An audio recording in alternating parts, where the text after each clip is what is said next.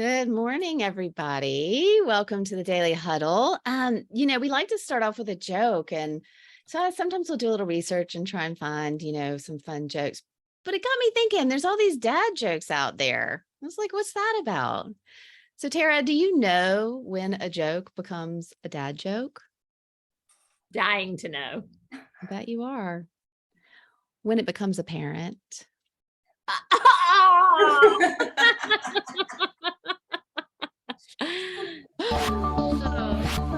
That was on point. I'm just trying to keep up with you. I love that one.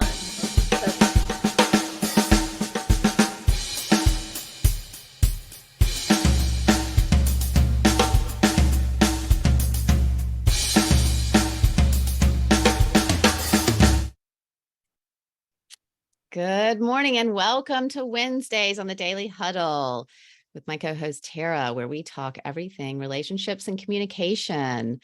And we focus on this topic because we know that better communication builds better relationships, which helps build better businesses, better friendships, better families, better communities, and a better world.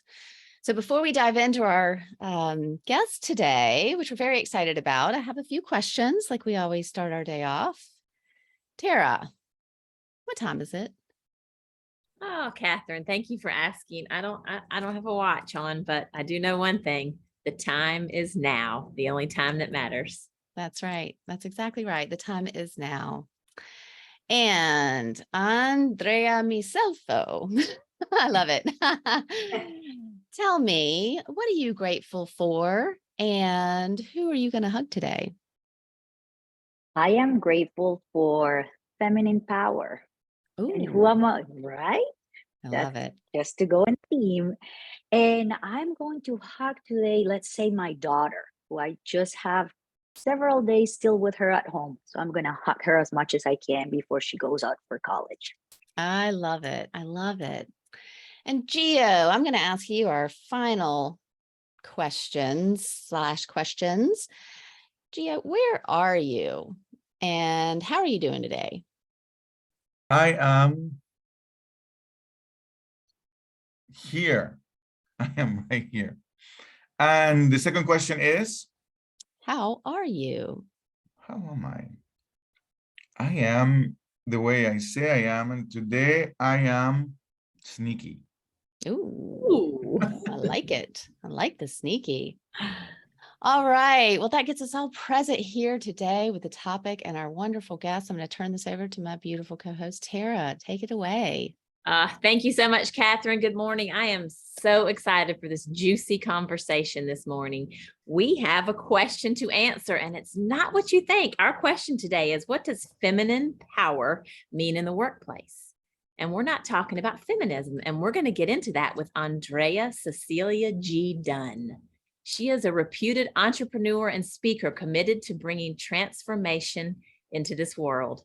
Andrea is passionate about empowering women to achieve peace, instill wellness, and break generational and cultural chains.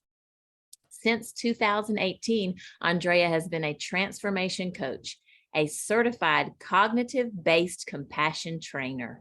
She is a prolific facilitator and advocate of compassion, resilience, and personal or team empowerment.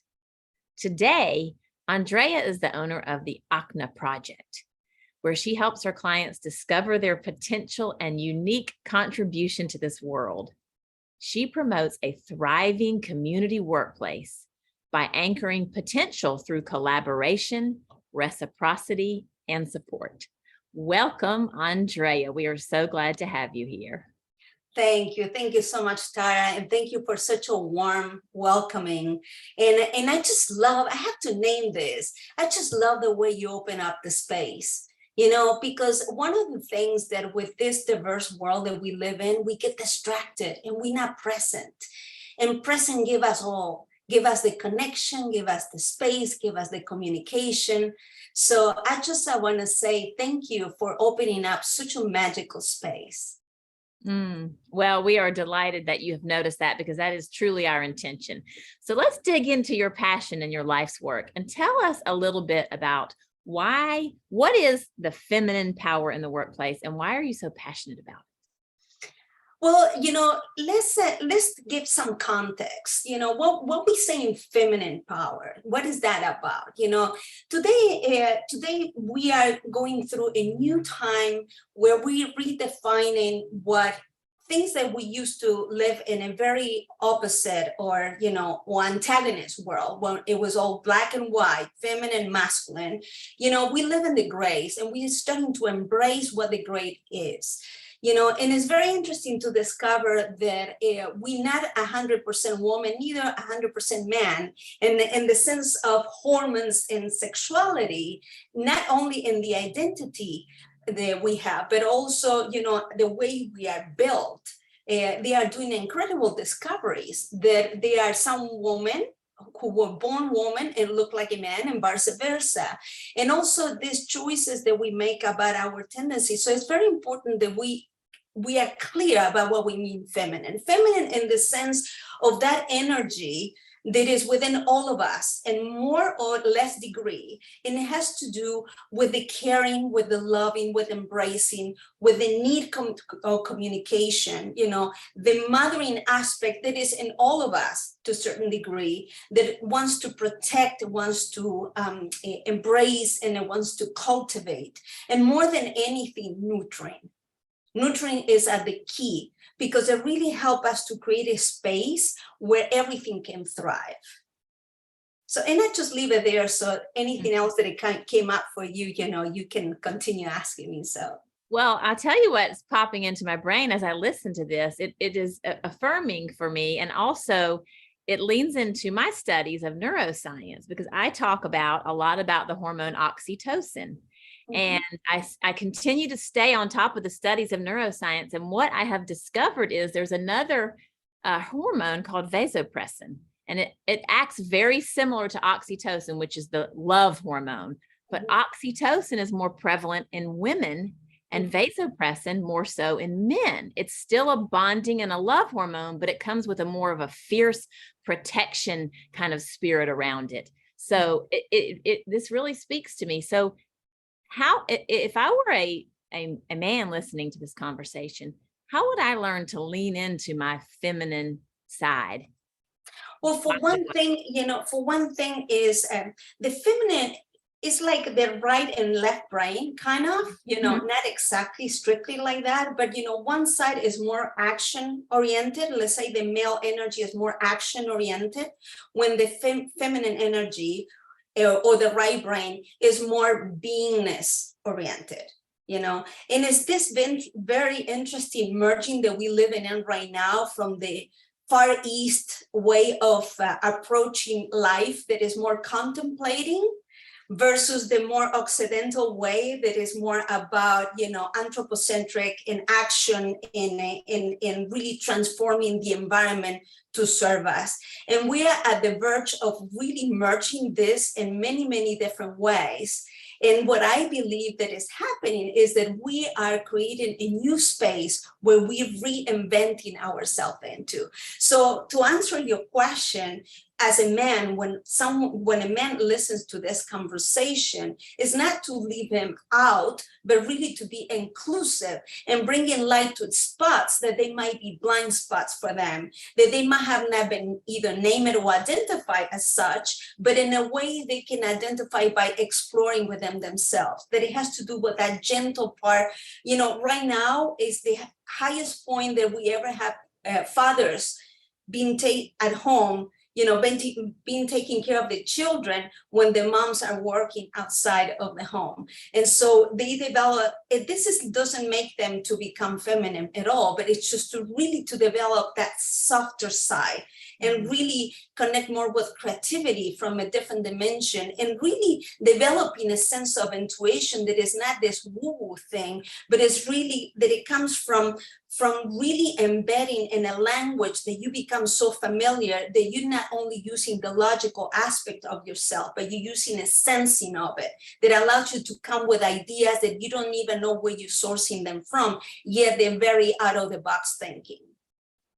Oh, that is a lot to unpack. So if I'm hearing you correctly, the feminine side of all of us, which could be potentially much more prevalent in a man than say one particular woman, but it's leaning into our intuition and opening our minds and hearts to what we feel before what we think in that prefrontal cortex. Absolutely.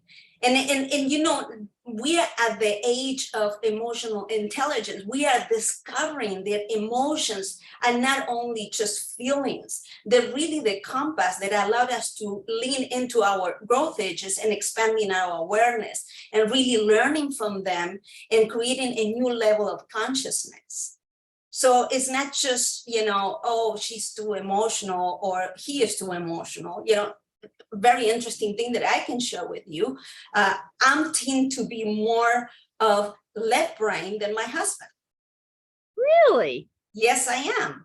You know, and I'm way more logical than he is. He's way more emotional than me. So it's very interesting how, and through time, we develop different aspects as we adjust to life is showing up in our experience. You know, we start to develop more one areas and we need more tools of one area, and then we develop some other one. So it's really leaning into the flow of life and the way things show up in our life that we start to discover ourselves. And this is just really the key, because this is one of what we can call the power of the feminine leaning into, and so important in the workplace, because this is what it really allows to transform culture, to really transform and bringing out of the box thinking. They bring in solution from other places, especially collaboration, which is one of the key things that women cultivate so well.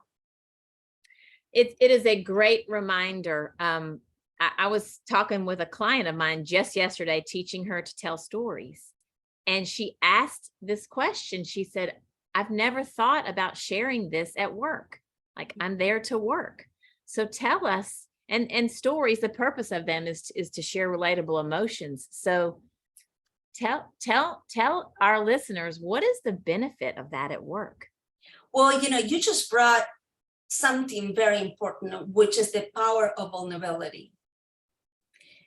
The biggest leaders allow themselves to be vulnerable and be witness in their vulnerability.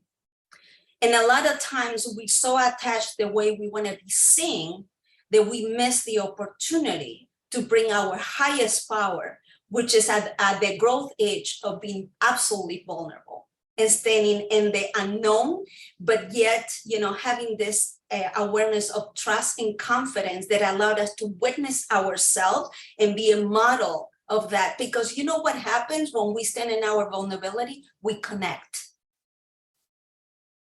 And so now I'm the leader of modeling others how to become the leader that I am, and not some weird, you know, this connection where, you know, I'm in a pedestal and you will never be able to reach where I'm at. And so that really means building leadership, a chain of leadership, by modeling and embracing and creating spaces where everybody can feel safe being who they are as they are. You know, as you referenced, you know, what type of leader we want today versus that I'm on this pedestal and I know everything. I always call that the Jack Welch form of leadership. It's a way to be a leader, but not such a really enjoyable way to experience life. And not only that, Tara, you know, this time in life, when things are shifting at the speed that they are, it's unsustainable to be that type of leader, because it really is so stressful. You're trying to hold on to pieces that they're constantly moving. And so it's unrealistic, it's over stressful, and really is not sustainable.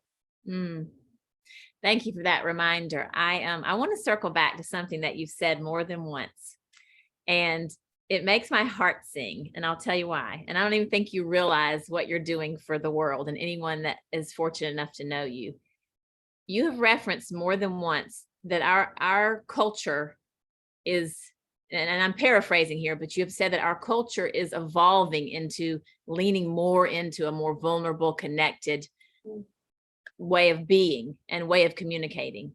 And the beauty in that is, I think we all get up every day and enter into situations where people are so very focused on the negative in this world and in this country.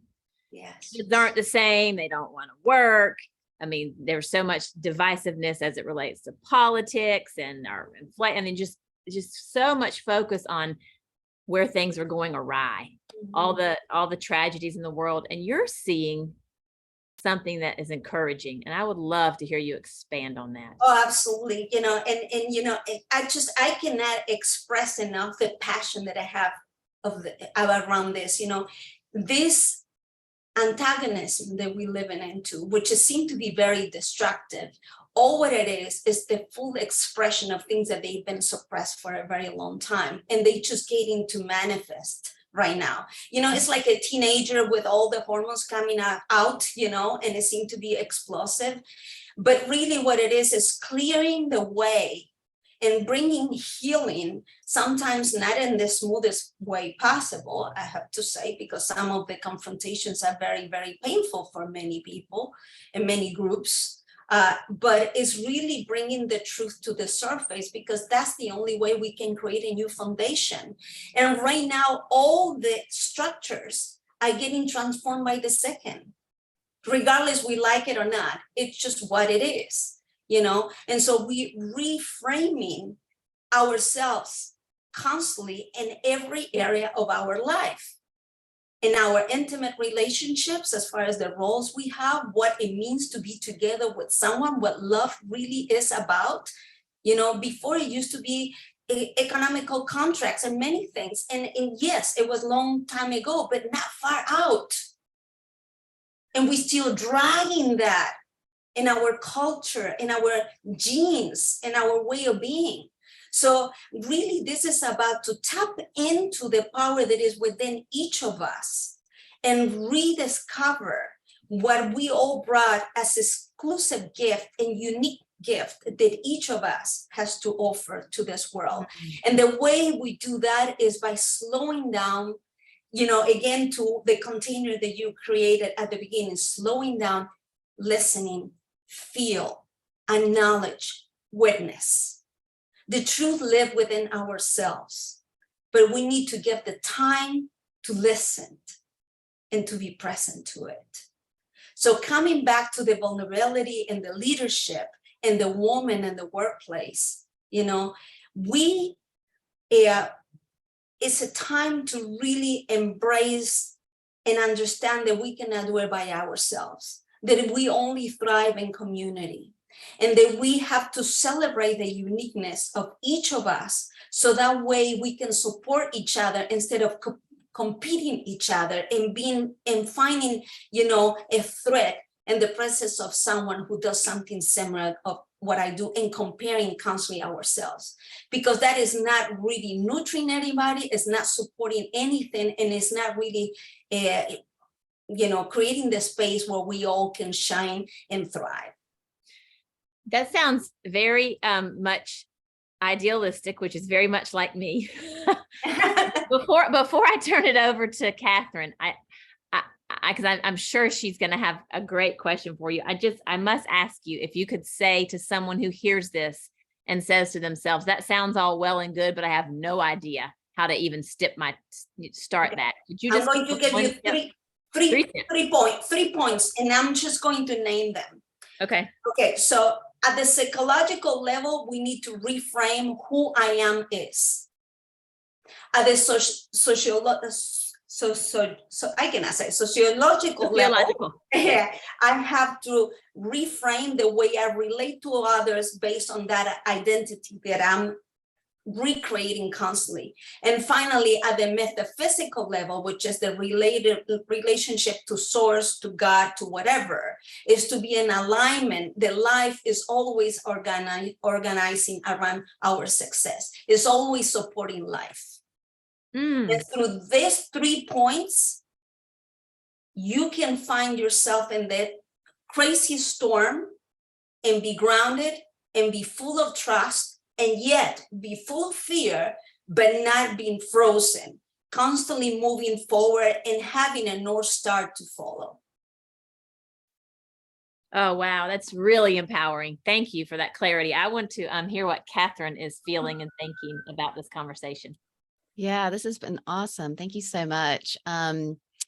So I'm hearing you say it's about extending our range. It's not so much about being either more feminine or more masculine, because there are benefits to, all of those, the different ways of being. And I'm curious, if I wanted to grow let's say my masculine energy or my masculine side, how would I do that? And this could apply to feminine also, but how would you do that? Because to me, it seems like it's a balance that could really be powerful in one person. And one thing that is very important to name is we live in a patriarchal society. So really the masculine, treats and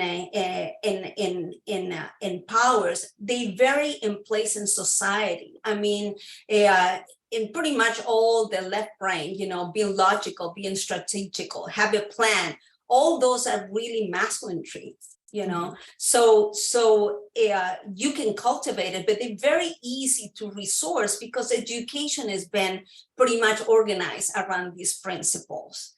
So, it depends on which area of your life you want to develop that. You have many resources that you can identify. Actually, on the other side of the coin, these other things that we've been talking about, they've been pulled from other cultures. They've been embedded in different ways of training, but they have not been named and created a style of but a style of learning that really anchors them in a way that become embodied and conscious in all of us. We don't have the time, but if I can throw you if I could have the time to throw you a couple questions, I bet you money you will be able to answer those that they are, rooted in more masculine energy, that you will be able to answer them like this. But when I bring the ones that are more related to the feminine side, it will be more like the Twilight Zone. That's interesting. Thanks for saying that, because it is interesting why so much, or maybe even just why the conversation so much is toward the feminine, because you're pulling it more in, because we're so heavily weighted towards the masculine, the left brain, the logical. And so you're talking about building a more balanced culture, really, workplace culture, life. Okay, that's great. Thank you. Yeah, so curious what other people are thinking and questions that they have. Stacy has a question, it looks like. Yes. I do, but Gio also has a hand up, so I'll be really, really brief. So this is interesting. I love that we're talking about this. And I have to throw this out there. So many of my friends are women, and they're always calling on men to be vulnerable. Men need to be vulnerable. Men need to be more vulnerable. But when I find that when men are vulnerable, so many of these same women just crap on men when they show vulnerability. And I'm like, but this is what you said you wanted. So I feel like I can easily imagine those men who once opened themselves up to be vulnerable really pull back and say, you know what, I'm never going to be vulnerable like that again, right? And full transparency, I'm in a state like that right now, dealing with some stuff, because I am in the relationship. My wife my fiance she's the hardcore one. She's almost like the typical dude. I'm very much like the emotional one. I'm the fire sign, I'm the artist, right? All that typical Aries, right? I would love to know in this world that you're seeing and working with. Thank you, Gio. Balance. Exactly. Thank you. Well, that's a great question. And the thing that I invite everybody to explore is, the first thing when we want to expand ourselves in an area that is not a comfort zone for us is to create safe space. And how we create that safe space is by naming what we are about to do and what our needs are in order to make it happen.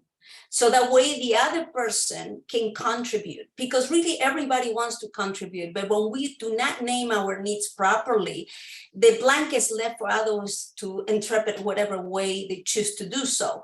And then we feel that we have not been met in our needs because the other one filled the blank whatever way they thought that they needed to do it. And then, all turmoil start to be spinning. So it's very important that we very intentional and whatever it is that we choose to do so. And what you said is so important, that you name this. When I try to be vulnerable, it seemed like I've been forced to go in a different direction. And so what is happening within yourself that I get in this double, this double request? On one end, I need to be showing up, and on the other way, when I do it, it's just not fulfilling to you. So it's very important that we name things as they show up without the emotional charge. So on one end, we name what's taking place, and on the other end, we name how we feel, but we're not making the other person responsible for how we feel. It's a consequence of the experience. That way opens up the other person to be receptive, and so the conversation takes a very different dynamic. That's one thing. The other thing is we need to remember that we all are the product of the same culture. So ladies, we say that we want one thing, but then we feel, oh, if he's vulnerable, now there is no space for me to be vulnerable, and so how do I handle this? They don't know how to create a container. So it's for you to model her, because you've been the one who's been giving the container for her to be vulnerable, to model for her how that is created so she can do the same for you. And now we're creating balance on both sides.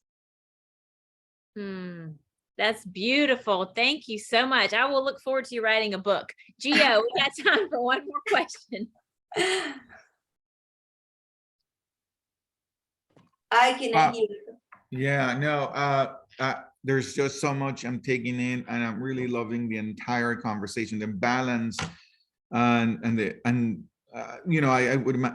know if anybody else is where I am, but where I am left is in this real place of curiosity for the opportunity of accessing these two different realms consciously, if you will, rather than accidentally. I love my masculine side. I love spitting and cursing and stomping and breaking things, and I love that stuff. And so I like hanging out with dudes that like to do that, right? And where it's meaningless, it doesn't mean anything what I do, right? But I also love the opportunity of being present and completely be aware of the impact of my actions and the domino effect of them. So I love these two worlds that sometimes I do it intentionally. Most of the time I do it accidentally. And today I'm hearing it in this realm of masculinity and feminine energy. And I love it. I'm loving it. And I want more of Andrea. We need to have lunch with Andrea. Andrea, you're phenomenal, Andrea. Oh, thank you. Thank you. It's just my honor. I just want to, give the final, close up to what you were saying, Gio. It's so important that we understand what to be human means. And it's all those things that you name it, is the brilliance, is the shadow and the light. We need to allow ourselves to be angry and find a proper outlet. So the energy of it, not only the psychological aspect, but the energy of it can flow through us so it can be released. So the gift of the anger can arise, because there is a gift behind the anger. I tell you one thing, when I get very angry, I get very creative. Because I say, I cannot take this anymore. So how am I going to create a new structure that will allow me to express or bring forward what is craving within myself that I have no place to put it out? So it's very important that we understand these dynamics, and you name it so beautifully. And you know what? I punch things too. And I'm, labeled as a woman. So it is very important that we understand our needs, and whatever dynamics in a safe space we can channel through in order to give us whatever we need to continue, grow, and expand. And I'll leave it there because I know it's already past the time. You have left me realizing how much more growing I have to do on this earth. And how exciting that is. So thank you for that. We look forward to having you back. And we put Andrea's contact information in the chat. I encourage anyone to share it. I certainly would be quite honored to be your student. So this has just been thank you. really, Thank really you so much. enlightening. I will, we are running over time, so I do want to leave us with our 7 tenets to set us in the best space to face our day. And that always starts with love. Lead with love. It will never, ever do anything but elevate the way you experience this life. And let yourself laugh. Don't take yourself too seriously. Laugh out loud. Throw your head back. Get your endorphins going, which will help you to stress less. Stress less, which also helps is get your sleep. It lets your body heal. Put good things in your body, mostly plants, to let your body stay alive and thrive. Give of your time, of your heart, of your energy, your creativity. Give of yourself. It will come back to you tenfold. And finally, and always, don't forget to move that body, keeping it alive and well. Thank you all. We'll see you next Wednesday here on the Daily Huddle, and tomorrow for Spiritual Matters. Thank you. Thank you, Andrea. Thank you so much, guys. Andrea, gracias. Beautiful. Thank you, so Andrea. much. Thank you. Ciao. Thank you, Andrea. Thank you all, Daily Huddle. Thank you.